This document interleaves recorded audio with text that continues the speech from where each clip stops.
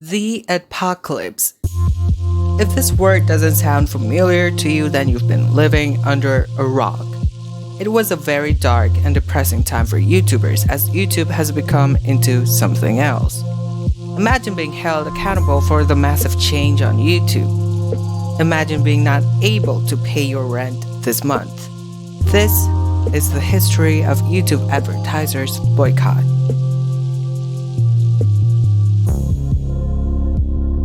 "2017 started very nicely. Well, kind of. Mariah Carey's New Year's Eve performance was a total failure, Cash Me Outside meme was everywhere, and fidget spinners started to die, thankfully. But there's one event that sparked a major backlash. I am sorry. I didn't think they would actually do it. I feel partially responsible, but I didn't think they would actually do it." In the video, PewDiePie showed a website called Fiverr. There's a section where people can pay actors on Fiverr for $5 to do anything they were told to do. He was testing whether the actors will literally do anything for $5. He ordered some requests, all of them are absurd, but most of them turned down the order. He was surprised that one of the orders got accepted. When he found out that they actually did what they were told to do, and you know what I mean. We can see clearly that he was extremely shocked and felt very guilty about it.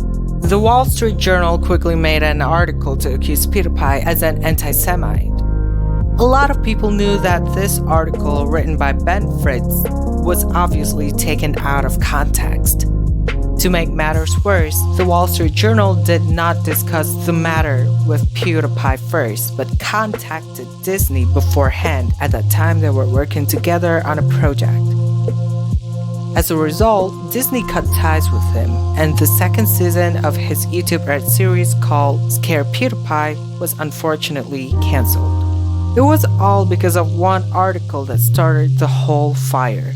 Wall Street Journal accused PewDiePie of being an anti-Semite when in reality the joke he made in the video was supposed to show if Fiverr actors are willing to do offensive things for just $5. Internet users quickly exposed the author of the article, Ben Fritz, and they found out that he also made anti-Semitic and other racist jokes on Twitter. This started the whole conversation whether news outlets are reputable and trusted these days. It is very shameful of him to accuse others of being racist when he himself is ultimately and disgustingly racist. This situation is often discredited as the sole reason the Adpocalypse started. It did not happen until after a couple of months when the UK government and other advertisers found out that their ads appeared on extremist contents. These advertisers were displeased with Google for not providing a safe environment for an advertising platform. After that, the Wall Street Journal once again exposed YouTube for not solving the issue effectively. Ads still appear on controversial videos which caused multiple advertisers to start pulling out their ads.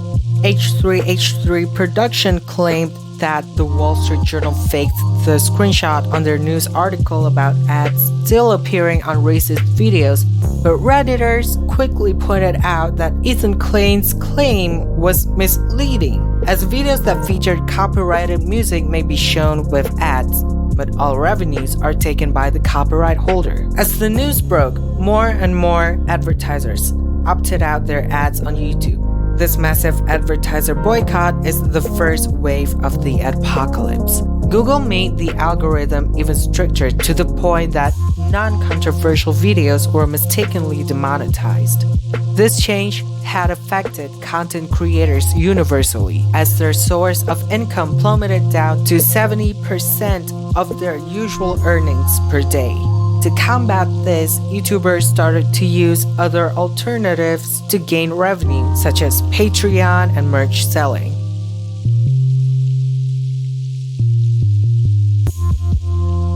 PewDiePie had a rough year in 2017. He was accused of being a Nazi by various news outlets.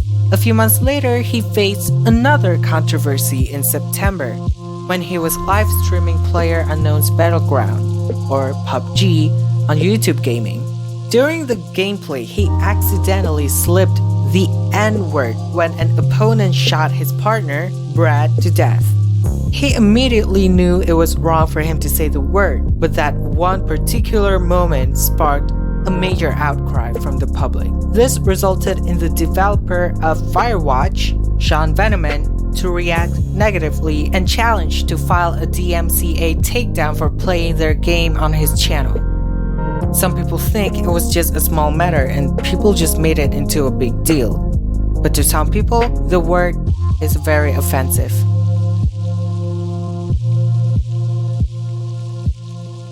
Videos aimed for children are common on YouTube, and they are undoubtedly popular among kids.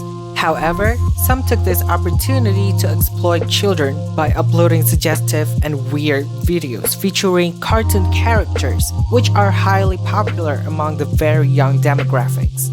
This exploitation had already existed in late 2016 but did not get much attention until the half of 2017. ElsaGate is the name given for this controversy as there was an abundance of video featuring Elsa, one of the main characters in Disney's Frozen, acting suggestively and weirdly with other characters such as Spider-Man. Parents were becoming more concerned as they are worried that their children are exposed to such contents. Most of the channels are allegedly run and owned by pedophiles, and they can be seen in the comment section under these kinds of videos too. As a result, some advertisers temporarily opted out from YouTube because these contents reflect weak child protection on YouTube.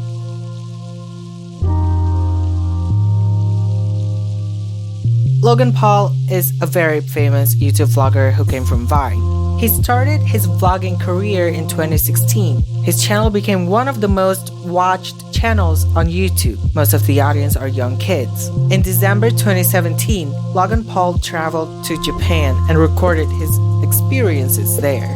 But one of the vlogs made it to the trending page on New Year 2018. You know which one it is. This video, which requires no explanation, immediately received major outcry from the community. How could YouTube got the controversial video with a controversial thumbnail trending and still got monetized? And how come other non-controversial videos got demonetized, but this one with a visible hanging body did not pass YouTube's strict filtering at all? Many content creators called out YouTube for nitpicking channels and videos to get the most profit off of them. Since Logan Paul was the golden boy of YouTube, it remained on the trending page for days. The video clearly violated YouTube's content policy, which states that contents with graphic imagery could get blocked by YouTube. It took YouTube a few days after the incident to state a public apology, but the damage had been done. As a result, YouTube changed its monetization policy to avoid this controversy to be ever happening again. To get monetized, a channel must have 1,000 subscribers and obtained 4,000 watch hours from their videos in the past 12 months, a major far cry from the previous 10,000 views requirement. Small YouTubers voiced out their concern online as they were the ones who were affected negatively by this threshold. This new threshold went effective on February 20th, with many called it the demonetization day.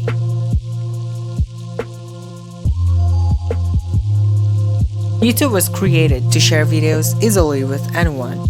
Content creators over the years defined what YouTube is all about: innovation and creativity.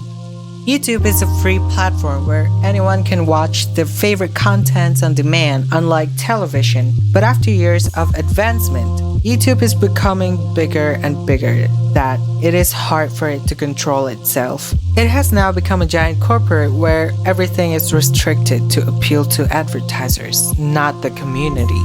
The rise of the internet caused news outlets to be overshadowed by various new online platforms, as everyone has quick access to information these days. Some may argue that the old media and mainstream news outlets to become irrelevant these days. It is speculated that these news outlets faked their news with clickbait articles to pull in more readers, hence them attacking YouTube. The old media is afraid of losing relevancy and would do anything to stay relevant again.